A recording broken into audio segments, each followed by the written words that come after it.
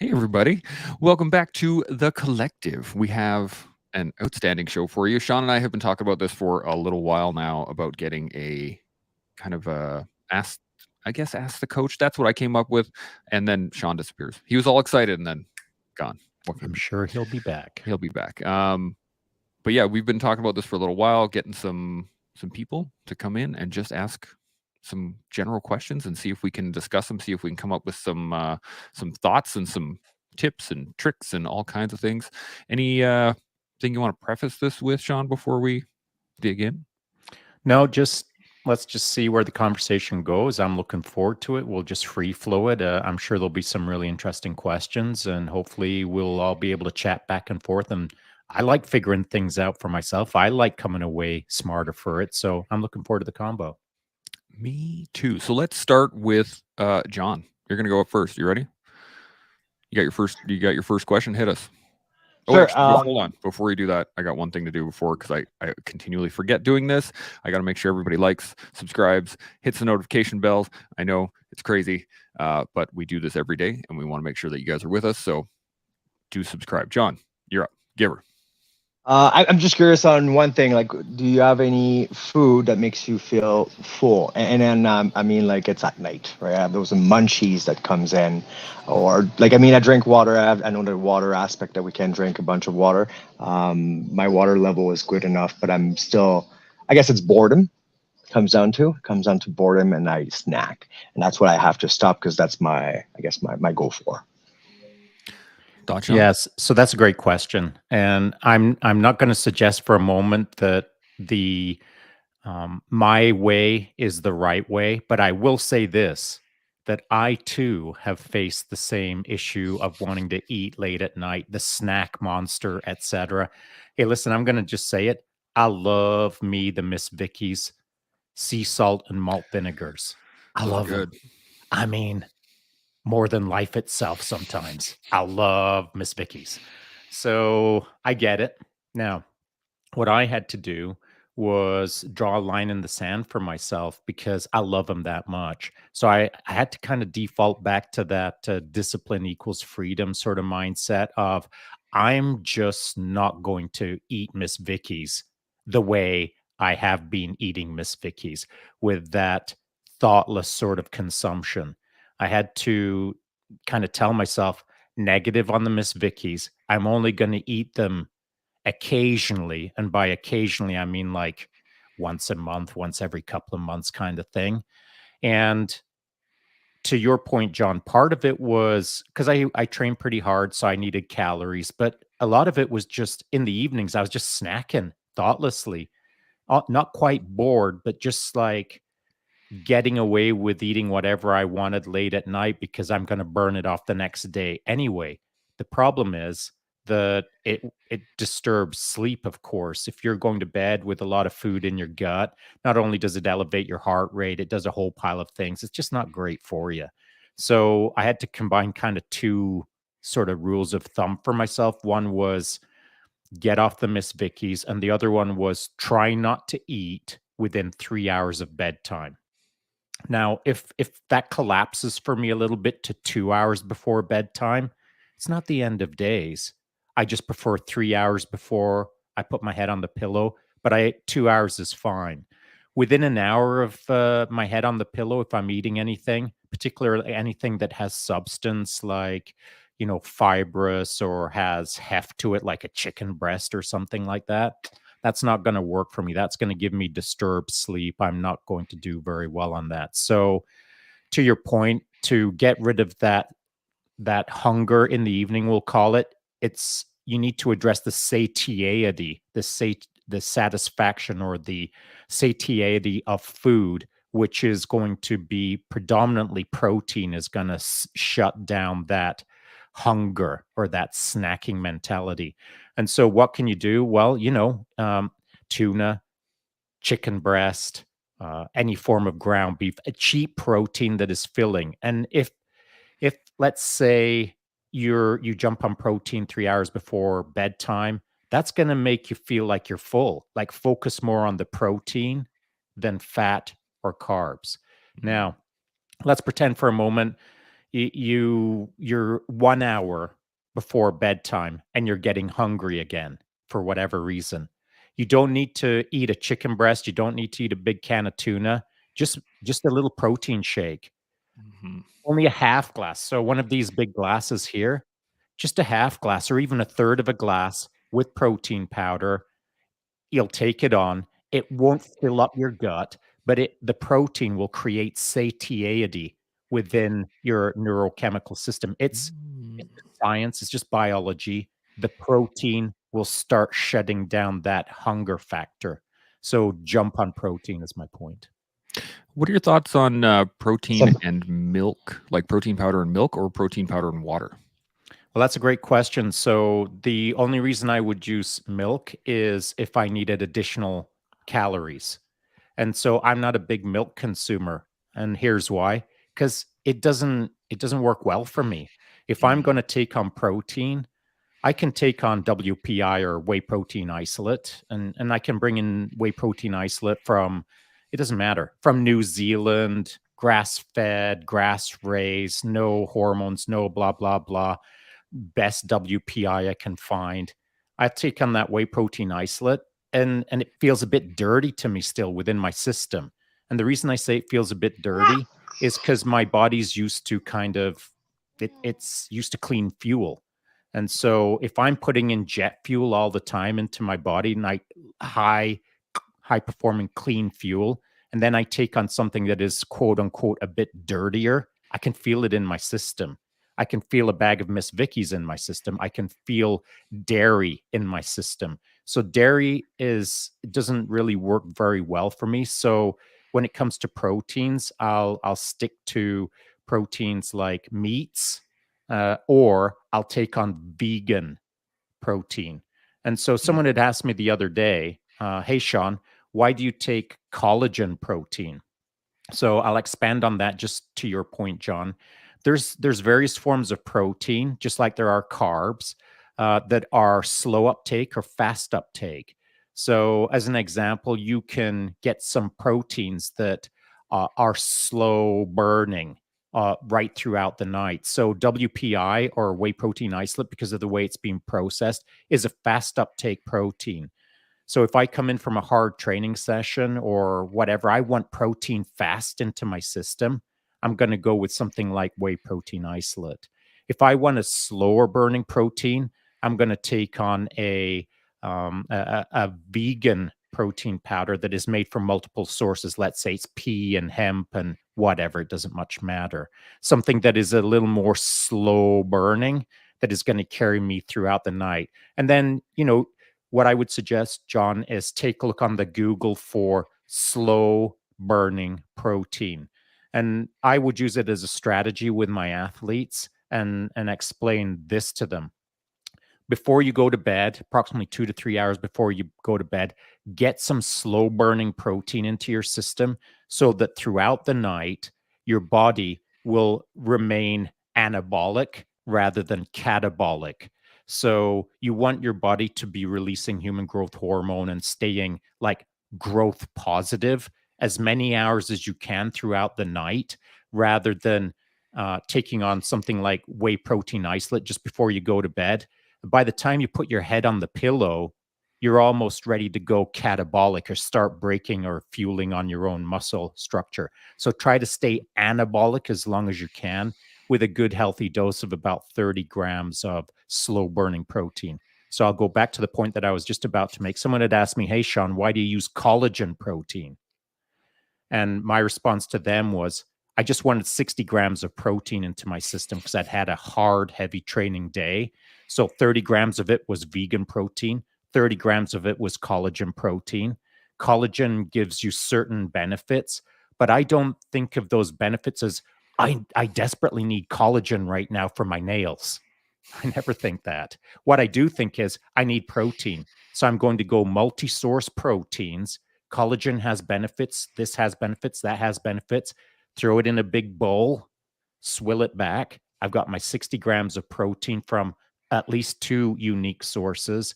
That's generally how I try to approach food before the end of the night. Does that make sense? Totally. Totally, it makes totally sense. Sorry, I'm having a little partner. No, it makes sense. But that 60 grams of protein, or they don't say usually that we can only uptake, like I think it's 27 grams of protein. The rest will be transferred into either fats or carbs or whatnot. Well, there's this, it depends on where you draw your science from, and you raise a good point, John. Each person biologically is unique. So how you process things and how I process things and how everyone processes things is different. And it's for you to figure out what your body will or won't do in respect to macronutrients like protein. And so here's how I know my body can take on 60 grams after a mega hard day is I've done it lots. And I know that I'm not excreting it. Like sometimes you can smell it as you're excreting it. So it's if here's what I would say: if you read the science and if you trend yourself and come to an understanding that you can only take on, let's say, 50 grams of protein maximum for just before you go to bed, where's the harm in taking on that extra 10 grams other than cost? And I'd rather take on an extra 10 grams and hedge my bets than take 10 grams too little and not be optimal for the next day. Does that make sense? Totally. No, I'm in. Sorry, I should add one more thing. The the counterpoint to taking on too much protein in a shake, as an example, someone might say, yeah, but is your kidneys, your liver, your this, your that. These are minor loads. An extra 10 gram of protein before you go to bed is a non-factor in respect to how your biology will excrete the additional or etc. So I wouldn't worry too much about that, other than if you really want to fine tune your protein to control costs of not wasting 10 grams of protein, you could do the math. But I would say this: take more rather than less, and eventually you'll figure it out. I like it. I like it. Nicky, let's go to you. Let's talk about, you got your question ready. Let's jump on that. Okay. Gonna shift gears. Hi, Nicky. How are you doing? Pretty good. Hey, thanks for showing up, by the way. Oh, of course. Anytime. This is awesome. I've known Chance for a while. Well, not personally, but about it. Let's just say. Yeah. It's been a while.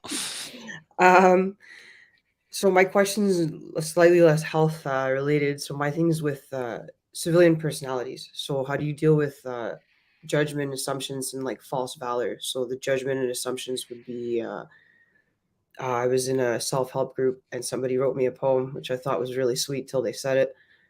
And it was about how veterans know that when we went overseas, we knew exactly what we're doing, that we're all killers, they're psychopaths, and it just went on from there. I ended up actually leaving halfway through his poem because I wanted to do other things to him. What a bummer. Mm-hmm. Yeah. But like, just how do you approach people like that? How do you deal with that? And then the false valor is like, I think everyone's heard that, oh, you were in the military? Cool. I was in the cadets. And I'm like, yeah, it's the same. Yeah. Cool. Cool. I've been doing Taekwondo for a year. Yeah. But yeah, more the first one. Like, how would you, just because civilians do generally, like, I'm finding, not so much in Alberta, but now that I'm in Ontario, it's there's less of there's more civilians here. Oh yeah, of course. Military. Yeah. So I'm finding that people automatically assume that I'm some kind of crazed killer, or like, and I'm like, man, I was a supply tech. Like, I don't even, and the weird part is you don't strike me as a psycho killer. So weird. But yeah, so I actually normally don't even disclose that I was in the military anymore to friends and stuff because I just don't want that assumption there anymore. But that's a bummer. It shouldn't come to that. It shouldn't be that way. But I have heard this before from several people. So you're not the first one to mention this. And I think, it's hard for me to armchair quarterback that moment when someone, a guy or a girl, broke out a poem and started saying dumb things. I suppose it's for you to decide what you want to add to the poem, as it were. So by standing up and walking out, you're adding to the poem in the sense of you're kind of making a little bit of a statement by, I'm out of here, this sucks. But at the same time, is that enough ripple effect that you feel satisfied with sort of quote unquote setting the record straight versus, if you would have just sat there and not patiently but frustratedly had to sit through that poem, and then someone says, does anyone have any thoughts? You could have kind of set the record straight without going bananas on the crowd and flipping out, just saying, does anyone know what it means to be a veteran? Is there any other veterans here? Oh, just me. Okay, so if it's just me, how about I tell you what veterans are actually about? And so, that could have been the opportunity as well. I'm not saying you made the right or wrong decision, but in those moments, I guess if you don't have the clarity, because I mean, I've been in this situation where I didn't have the clarity to just be able to box breathe through a pile of nonsense. And then when it's my turn to set the record straight, as it were, I could clearly and calmly do it. I mean, I'm still a human. I'm not a robot. So there's times when I've been frustrated like that where I've had to bounce as well. So here's what I would say. Rather than trying to figure out these kind of things in the moment where, someone kind of ambushes you with a poem, as it were, you can kind of today sit down and think about sort of some what if scenarios.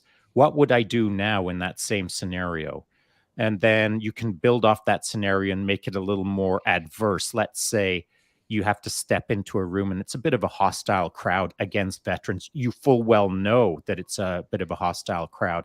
Kind of start predetermining how and what you would say and et cetera, how you would manage that moment so that you've got kind of a fallback plan, as it were, plan A, plan B, plan C, so that if this, then that, you have a response and not a response as, oh yeah, you think veterans wait till, that isn't plan B. Plan B is kind of a higher order thinking where you have a fallback plan to plan B where you can be more intellectual. Or maybe plan C is where instead of saying a few things, you say nothing and just sit back until everyone realizes that you're being silent. And now they're curious, why are you being silent? And so there's many ways to skin a cat, but in the moment, it's hard to come up with all of the options rather than before you step into the room, having some options already pre-set, just in case you've got to push that button for option C. Does that make sense? Yes, it does. Thank you.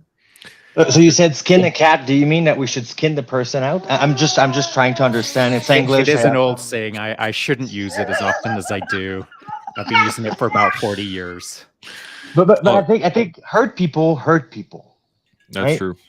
And there's some people who are so sorry. He's agreeing. But there's some people who are just totally hurt. You let them go. I got spit on when I wear my uniform, and you know what? I did personally nothing because I just didn't find that the person was open anyways to hear my point. So, okay, you're hurt. You think such thing. Good for you. I have a life to carry on. I have no time for you, right? And there's always people who's gonna hate that is first responder, that is military, or so on and so forth, or it doesn't matter, right? Like if you, well, it does matter. Actually, it does matter. So it does matter because for Nicky or for anyone else, if someone, I'll use myself as an example. If someone walked up on me and spit on my uniform, as the example, here's what's going to happen next. I'm going to look at them square in the eye and say, did you just spit on me, on my uniform? And they then get to make a decision, and it's called, we're not going to pretend that that just happened. We're going to actually deal with it right now. And then they get that branching point of, oh, I'm being held accountable. That's what that is. And then they get to decide the ramifications. If they want to say, yeah, I did, what are you going to do about it? Well, that's an option. Or they can say, yeah, I did. Oh, I just realized that was a gross error. I can't believe I made such a huge mistake. My apologies. What can I do to make this right so that you don't pound me into dust? So, there's lots of options all the way from this end all the way to that end. And so here's my point. I would never walk away from that moment because that's just not who I am. But more importantly, every time someone walks away from that moment, it reinforces the probability that that person is going to do it again and again and again until they're doing it to someone, maybe like Nicky, who doesn't have an option at that point. And I'm never going to let that slide. I've said it before. I'll say it till the day I die. I don't give out hallway passes. I just don't. If you make a mistake, I'm going to hold you accountable. If you spit on my uniform, I'm going to hold you accountable. I don't know what that will look like. I'll manage it in real time in the moment, but there will be consequences for sure, because I don't ever want Nicky or anyone else to have to face what I am facing in that moment. I'll sort it out. Well, I get that. Go ahead, John. I'm sorry, Chance. No, go. I get that, but you know, like me, like others, that the first thing, and this is how media then works, right? It's going to be the first page will be like whatever, a military or veterans, whatever that is, clocked out someone for saying such thing. Now we are the awful monster person, right? Because that's the media are driven by negativity, which is very sad to look at, right? And then it tarnish not only one person, but tarnish a lot of people in their uniform. So sadly, quite often what I realize, I've seen it as a police officer, I've seen it as a uniform member. Sadly, because we're based on a different kind of culture out, sometimes it pays off to just, I like the silence. I did not move, right? I was waiting for a bus. My dad had a heart attack. I was waiting for the switch to Montreal to go to my town. And I find that it was just better for me to shut it versus pounding the person or, you know, accountable, whatever you want to put it. And then finding myself in Journal de Montreal and being like, that military active person is doing such thing. Yeah, I get it. And I'm not armchair quarterbacking your situation. Here's what I will say. Maybe you made the perfect decision. I don't know. All I can say is if you spit on my uniform, I'm going to look you in the eye and say, did you just spit on my uniform? And then we'll figure out where it goes from there. I have many options. And one of those options is the moment that I touch you, like the moment that I grab a hold of you and say, did you just spit on my uniform? You're under my control. And I'll get to decide what I'm going to do with you in that moment. I'm skilled enough that I can manage pretty much every situation, to include someone honking straight onto my uniform. And so it's not like I'm going to go ballistic. We're going to have a conversation where that person understands that there's consequences. And it might just be this. Did you just spit on my uniform? And that individual replies with, yeah, man, I'm so sorry. What should I do? We should go straight to the dry cleaner where you're going to pay the bill. And then we're going to sit down and talk about why you should never do that again. Perhaps we can educate each other. It all depends on the individual in front of me, but I'll never walk away with a hallway pass.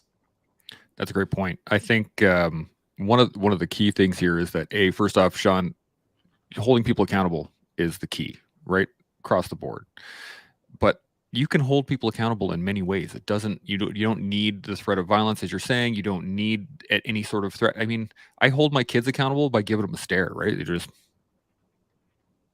really the ultimate one is, I'm really disappointed in you, son. Exactly. And that, so it is an accountability thing, and it needs to be directed and managed. And a lot of it, a lot of it stems from ignorance, right? If somebody is coming at you with vitriol and anger and resentment towards something else, it's usually, can't say always, but usually surrounded in ignorance. They either don't know, don't care to know, don't want it. Like it's just from a blanket assumption towards the rest of the world about something that they know nothing about. Or they've been building it and building it and building. This is now their 47th exactly chest poke at another veteran, and they've got away with it 46 times and never been held accountable. They think that it's now a sport. Mm-hmm. And the key thing is that it's not, we're like, first off, Nicky, we're not trying to say that, that we could have done this differently or better, that we know that you don't. It's that it is a learning moment for everyone. Right. This is why we do AARs. This is why we talk about stuff afterwards, is so that if there was something that could be done differently, at least we can talk about it. At least people can learn from it, right? And that way, next time that guy decides to throw out a poem for some reason at a meeting, That's so crazy, by the way. then somebody else will stand up and be like, whoa, what is even going on? Like, it needs to be addressed at some point. And the fact that it's happening, I mean, that means that somebody's allowed it to happen prior. Yeah, it gets normalized. Right? Becomes normal. Any other thoughts on this one, Nicky or John or Sean? No. I wasn't like sulking. I was first. Oh yeah. I was just writing down stuff as you're. Good notes. Good take notes. I was watching the pen move. It was all good. Okay. Sean, the other Sean, Sean P. Spelled wrong. Let's move to your question. What do you got first? Spelled correctly, actually. So my question is more just about like mental. So like myself, I found out that I struggle a little bit with like escapism, like that type of, like I always feel like I need something to either listen to. Like I'll be out for a walk and I always want a podcast on or something like that, just like a little something extra as I'm going, or if I'm running or rucking, basically like music or anything like that. And I know, Sean, you don't like headphones and things like that when you're out doing that. I was just looking for more like how, because I need to get this on lock before I go and do some other stuff, because when you're doing PT or you're going on course, you can't obviously have headphones, and I don't want that to be a factor in any of this. But do you have any advice on how to kind of deal with that escapism? Yeah, that's a great question. Thanks, buddy. So just to set the stage on what I do when I'm out cranking on the single track on my bikes, winter, summer, whatever time of year, is I usually have earbuds in underneath my helmet. I'm usually listening to something, and it ranges anywhere from podcasts all the way through to hard rock, through to classical, through to whatever. I mean, three rides ago, I put on a soundtrack, and it was just a Tibetan monk. I've forgotten his name, and it went on for about 45 minutes, and he was just throat singing like I mean, just throat singing. I didn't know what was going on.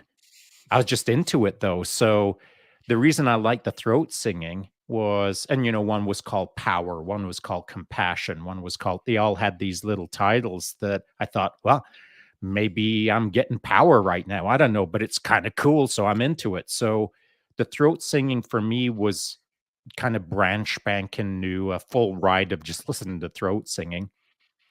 And the reason I liked it, it was because it was kind of a blank slate. It's not like white noise. It has meaning, it has purpose, it has power to it to some degree, as long as you just kind of try not to fight it, as long as you try to be part of it or synchronize up with it. And so when I'm riding, I'm listening to things that sometimes synchronize with how I'm riding or whatever I'm doing, martial arts or whatever. Sometimes I try to synchronize with it, and sometimes I try to get way out of sync with it. So let me give you an example. If I'm going on a rip and ride, like a 10 out of 10 effort, sometimes I'll listen to like mega chill classical, like Blue Danube, or just really, really chilled out classical. And sometimes when I'm on a chilled out ride, I'll listen to mega hard. So I'll try to desynchronize my emotional from my physical, or my psychological from my physical. So I use music and I use podcasts to draw more out of me at times. And then sometimes I'll use them not to confuse me, but to pattern interrupt me, so that when I'm out on a raging ride, I don't require Motorhead. Now, to carry that further, moving beyond the pattern interrupt, if you will, for 24-hour solo mountain bike races, as an example, there's a lot of the races, like the serious ones, world championships and nationals and stuff. You are not allowed any music on the course. You're not allowed to use earbuds for all kinds of reasons to keep the course safe. And so what's really hard for athletes if they do a lot of training, 6-8 hour rides or whatever the case is, and they're listening to music as they're out there riding, it is a bit of escapism. It is a bit of distraction. It is a little bit of, you can focus on the tunes and you can use the tunes to give you drive, and you're not actually having to draw those out of yourself naturally in the silence. And so athletes will struggle when they'll go to a big race where they're not allowed music, and all of a sudden they haven't trained for that. And now it's a problem for them because they're now at least 24 hours in the silence of their own head doing hard things in the pitch black, and it ain't easy. So I would have my own athletes train without tunes from time to time to break up their pattern of always wanting to listen to something. You got to train in peace as you would for war, as the old saying goes. So, bleed in training rather than bleed in the race. So, I would say no tunes this week or whatever the case is. So it's for you now to start considering desynchronizing, and by desynchronizing, classical when you're on going mega hard, it'll start to desynchronize enough that you will be able to move to that next step of just silence, if that makes sense. The funny thing is I used to do something as well, very similar, Sean, where I'd listen to stuff that was opposite of whatever I was doing. And doing a downhill mountain bike or something like that. And I'd be listening to chill step or something really slow and smooth. But when I was running, what I found helped me a lot, especially with music, was I would listen to the same song while I was running for a while, to the point that I didn't need it on to run, and I would just play it in my head. And I just over and over and over and over, so that I didn't even need the actual music itself. I could just sing it, or I could, run. Oh, no. So what you're saying is you didn't need the music coming out of earbuds, but you didn't need the music in your head. Yeah, well, it helped. I just it was I think that's it what was a we're stepping talking stone. about is Yeah. there's a time when you can't rely on the music in your head or in your ears or That's true. anything. Yeah. All you have is just you in the pitch black, in the hardship, and that's it. That's all. And you've got to be comfortable with yourself. That's for sure. Is my point. Absolutely. Sean, any additional on that? Yeah, it's interesting that you say that, Chance, because I was recently completing a pretty long hike. It was like a 2-day, 30-kilometer over like 7 different mountains near Vancouver.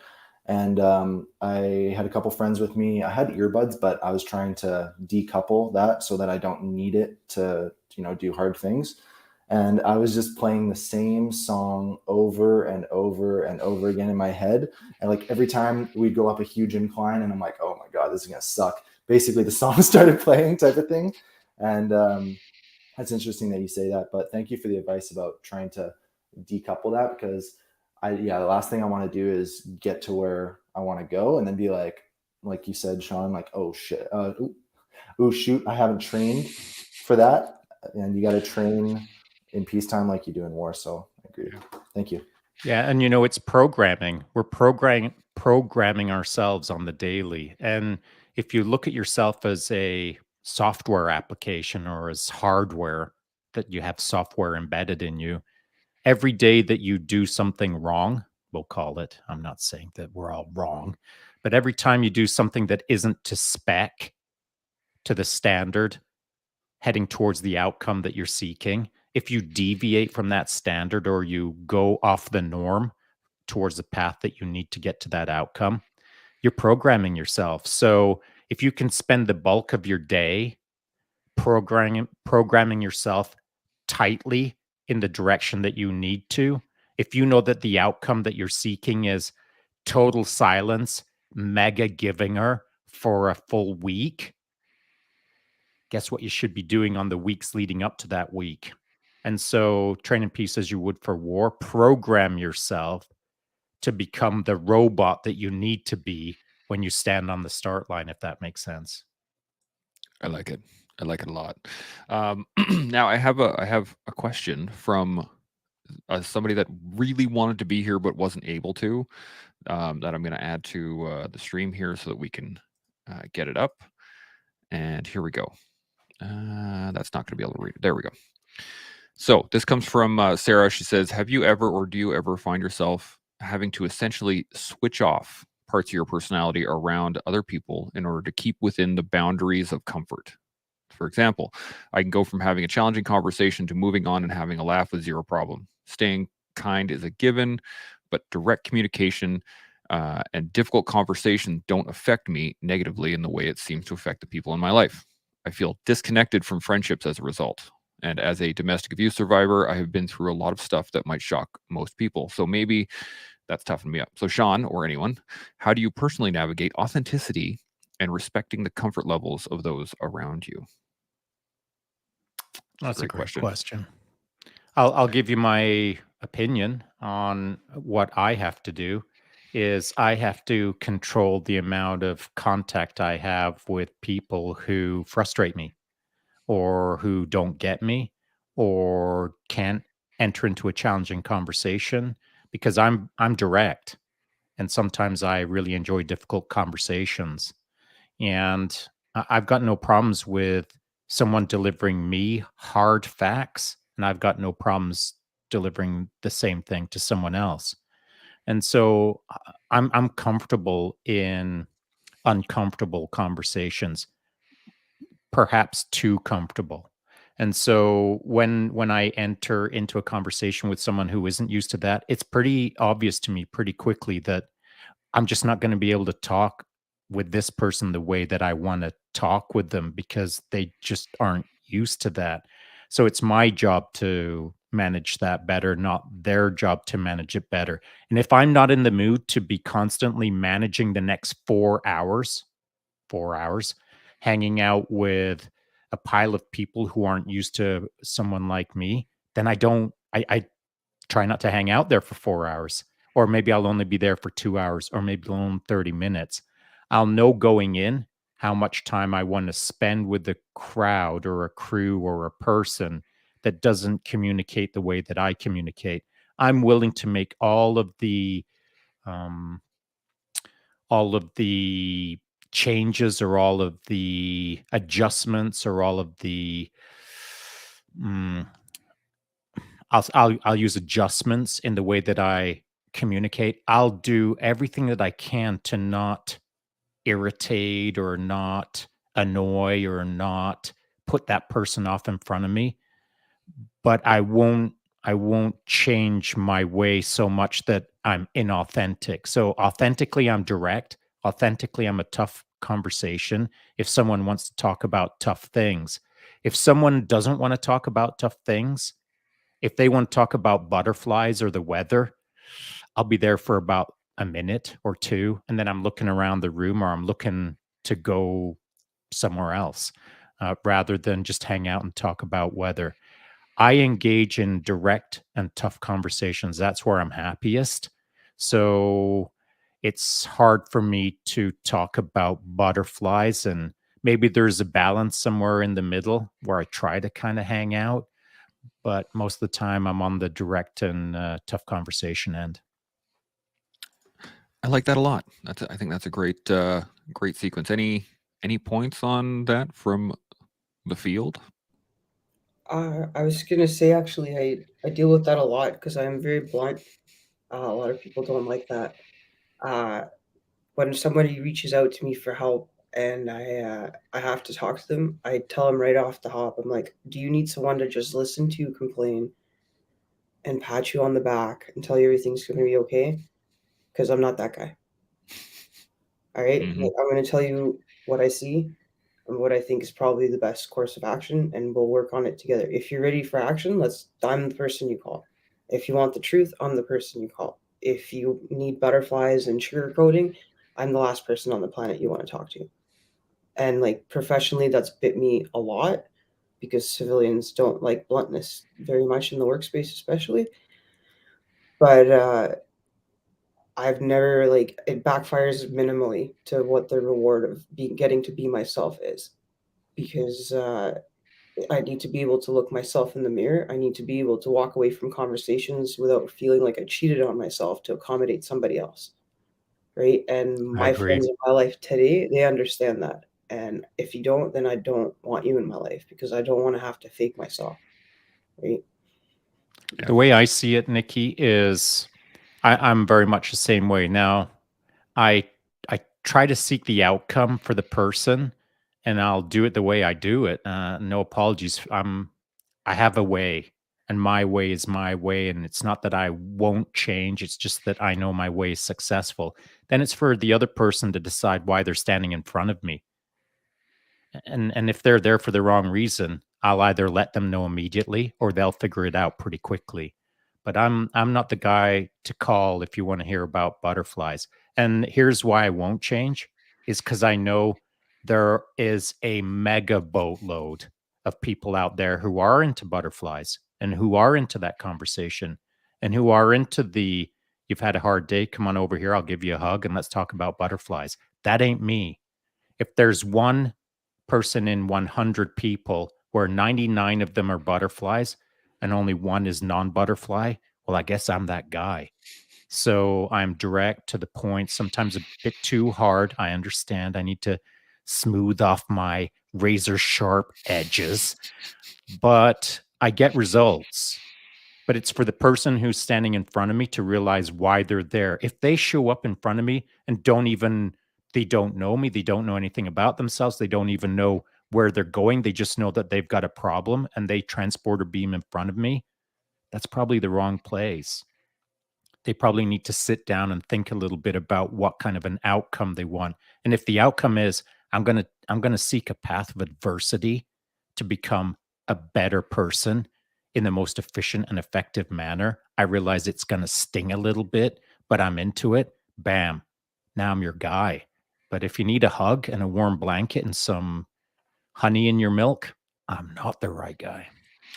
There is a point on this as well that just on the flip side is that, and maybe not so much the flip side, but an air of caution, because it can also be very easy to just say, well, I'm just a dick, deal with it. Correct. And that definitely needs to be addressed, because if you're just being a dick, that needs to be right. like, that's not okay. That's right. You can't just be mean isn't to people. Okay. And so you have to have an actual plan at least, or a thought, or a direction in which I love the fact, Nicky, that you brought this up, is that are you here to come to to vent? Cool. You want to vent? Great. But don't expect me to like reciprocate, right? We're not going to sit down and trauma bond. If you want actionable items, cool, let's talk about it. Then we can actually engage in that conversation. But if you give yourself the hall pass, I guess, on this one, to just say, well, I'm just a mean person, deal with it. that's it can go too far. Let's just put it that way. So here's the thing, though. Yeah, you're right. Academically, I agree. But if someone transporter beams in front of me, like if Nicky reached out to me this afternoon and said, "Hey, Shaun, I just got a few things to run past you. I'd like your opinion on ... Guess what? Nicky already knows what I'm about. She ain't gonna transport her beam in front of me to sit down for the warm milk and honey and spend 2 hours while she moans about how hard her life is. How about we just cut to the chase? You ain't gonna get any warm milk. You're definitely not gonna get any honey, and you got about 2 minutes to let me know why you're here. Because I've only got 2 minutes, not 2 hours. Yeah. Because the other hour and 58 minutes that you're going to use to tell me about all of your woes, that's an hour and 58 minutes that can spend 2 minutes with a whole pile of people so that I can figure out who I can best help right now. Not who needs the most help, but who I can best help. I'm not right for everyone. I can't help everyone. I can only help a few people with the time that I got left on the planet. So I choose wisely. And if someone bounces in front of me and wants all of my time to tell me all of their woes, you're going to have to move along. Yeah. You're going to have to look for someone else. And that's not me being mean. That's just me being direct. Mm-hmm. Well, yeah, there's a difference between being direct and being mean-spirited, right? Is that you want to actually help people and you do it in a direct manner. But there is a line there where it becomes, I'm just being mean-spirited, or I don't want to deal with this person, so I'm going to take my frustration out on them. That kind of stuff. John, you had a thought? Yeah, I tried to mute it as soon as I can because of this. All good. Don't worry about it. I just want to point out one thing though. I think a lot of us when we get out of the military or when we're in it, we're saying civilians and so on because we've been trained that way. I just want to point out there's civilians who are hard as we are, right? That's right. And there's some Yeah. military who are actually a bunch of wimps as well, right? So That's right. Also true. it is something that we've been put in our head that civilians and military or veterans were totally different. And I just have to point out that I found in the past 3 years some civilians friends who are actually the same type of mentality, as hard as we are, or as minded, focused the same way, or blunt, or whatever we're going to call it.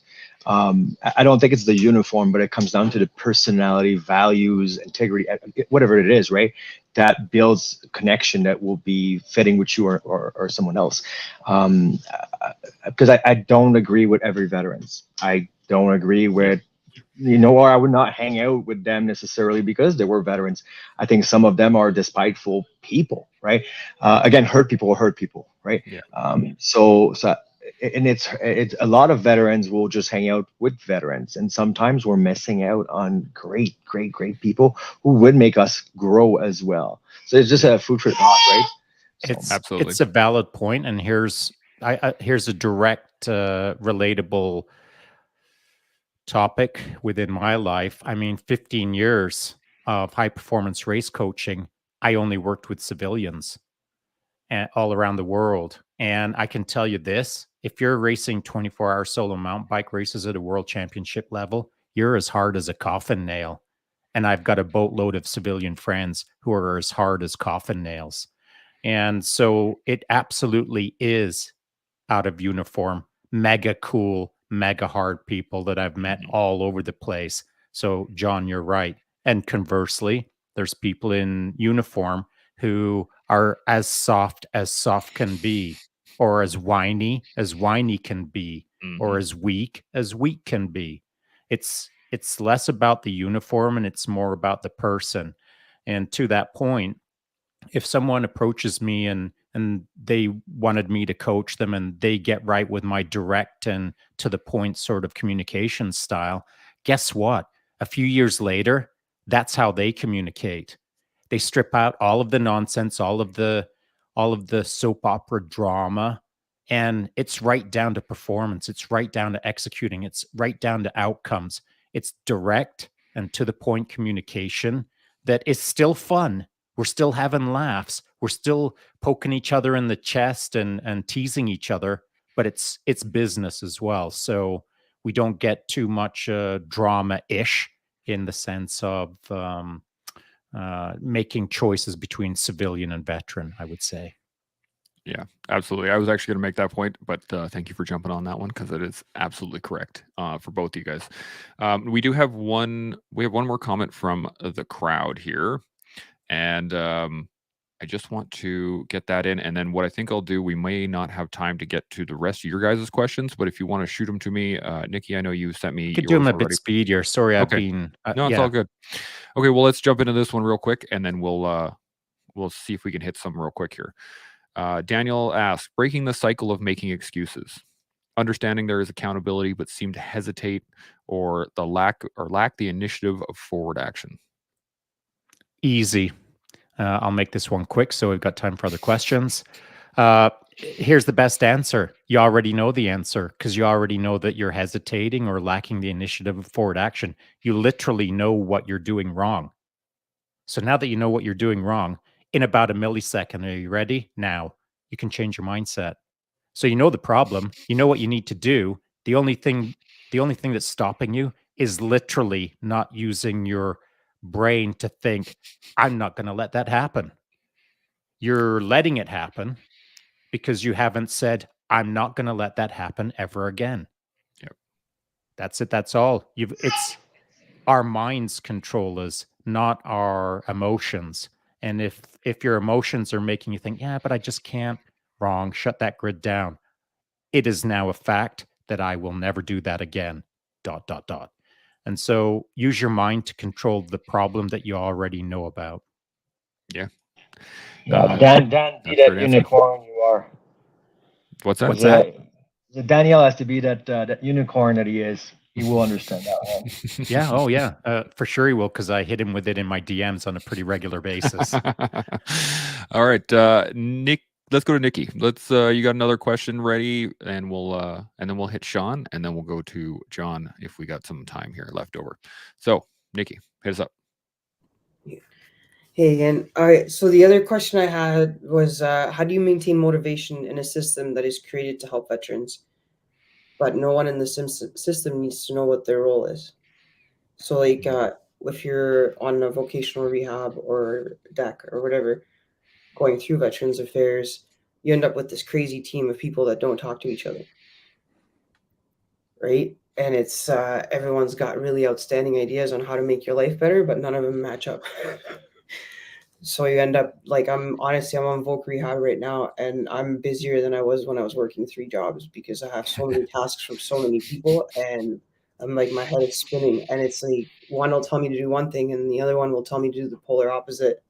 So I'm like, I'll do both, I guess, see which one sticks. But like, it's just like, how do you maintain the motivation knowing that every time someone's going to call you, it's going to be probably contradictory to what someone else said, and it's just seems like it's a circle of ask that guy or do this or you know what I mean? And I just need a way out I of dig that. it. So I will say this, that when I left the Tier 1, I didn't know Veterans Affairs existed. So it's only been about the last 3 years that I've been involved with Veterans Affairs. And so I'm just coming out through the back end of that Veterans Affairs relationship. And throughout that process, I had a lot of paperwork that I had to catch up on, a lot of injuries that I had to get paperwork. At one point, I was so tired of standing in a lineup and getting my blood drawn and all of this stuff, all of the MRIs and CAT scans and doctors and this, all of the paperwork, and all of the people contacting me to say precisely as you just said, Nicky, a completely unorganized group of people trying to help me. It got to a point where I realized no one has an idea as to what to do. It's completely disorganized. I have to take charge of this myself. I will run this program. And so once I realized that I had the liberty to make it happen the way I wanted to make it happen, then I just started looking at someone and saying, no, that's not what I want to do. This is what I'm going to do. Now it's your job to figure out how to enable that. So I just simply moved from the passenger seat into the driver's seat. And after a while of driving, I actually started honking the horn. This is, Jon and I could talk about this forever, I'm sure. And if you have more questions about it, do link up with Jon afterwards. He'll be able to sort you out. He's got tons of information. But the biggest thing is what Sean's saying is that you're in charge. It's not them. We come out of the military a lot of times just thinking, oh, the VA will just take care of me and they'll tell me where to go and what to do. No, it's up to you. If you want something, you go and get it. If you want to do a certain program, you tell the VA that you're taking this program and they better sort out how they're going to pay for it. It's very, very simple. And it's simple, just but flip not the script. Yeah, exactly. You don't work for them. They work for you. 100%. That's the only way you need to think about it. Yeah. And that way your motivation will stay continuously through the whole thing because you're the one in charge. Yeah, because then you're the problem. Exactly. Sean. Jon, you got something? And just because I know they have that new organization who's now taking care of us, which is hell, right? Like I've dealt with them yesterday. You do have the choice to say enough, right? Because it's you're the one who knows best for you, right? Not a surgeon, not VAC, not a case manager. And if the case manager is not a fit for you, you're allowed to say, I want someone else. Exactly. And they tried yesterday to make me go somewhere where I have triggers and whatnot. I'm like, I'm not doing this. I'm like, I'm gonna be done for the week, right? And they're like, well, we're gonna talk to your case manager. I'm like, no, I'm calling her right now. And I called her and I'm like, this is what I can do at the moment in my own state. I'm in recovery as well in a rehab program.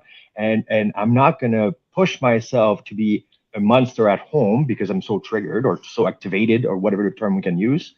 And the case manager said, okay, it was done, right? So I know pretty well regulation Let's put it that way. We can talk after, and I will have a blast with you. Right? Driver's seat. Thank There you. you go. Sean, let's jump on your. You got another question for us?